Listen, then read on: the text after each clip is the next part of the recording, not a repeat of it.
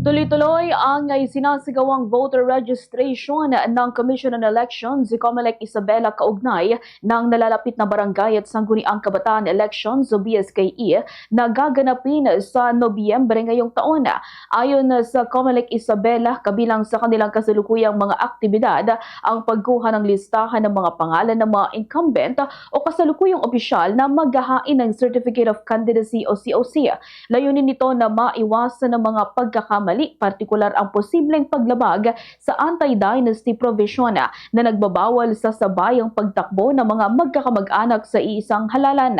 Sa panayam ng Bombo Radyo Kawayan kay Attorney Manuel Castillo ng COMELEC Isabela, sinabi niya na ang mga maaring tumakbo sa halalan ay hindi dapat may kaugnayan hanggang second degree ng consanguinity o pagkakamag-anak, alinsunod sa umiiral na patakaran laban sa political dynasty.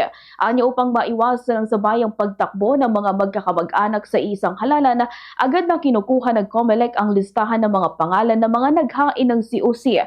Kapag may natukoy na magkakapareho ng apelyido, agad itong binibigyan ng babala at ipinapaliwanag ang mga posibleng kahihinatnan sakaling ipagpatuloy ang kanilang kandidatura. Sa ganitong paraan, may pagkakataon pa silang wag ituloy o kaya ay i-withdraw ang kanilang COC habang bukas pa ang filing period.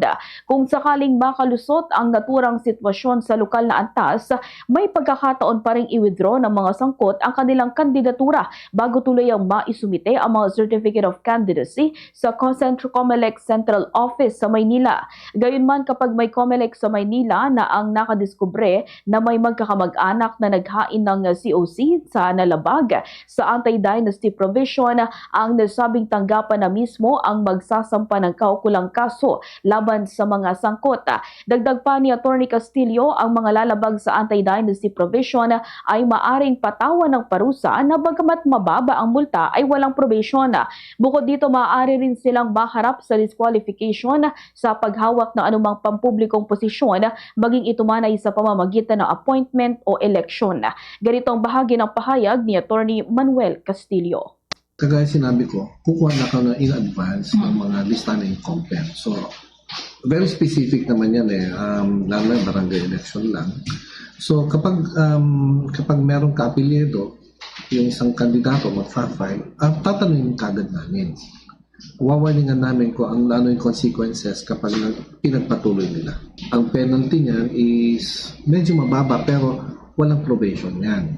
Bukod doon, meron silang disqualification, perpetual disqualification to hold any public office for appointment or elected man yan. So, napakabigat to second degree of affinity or consanguinity.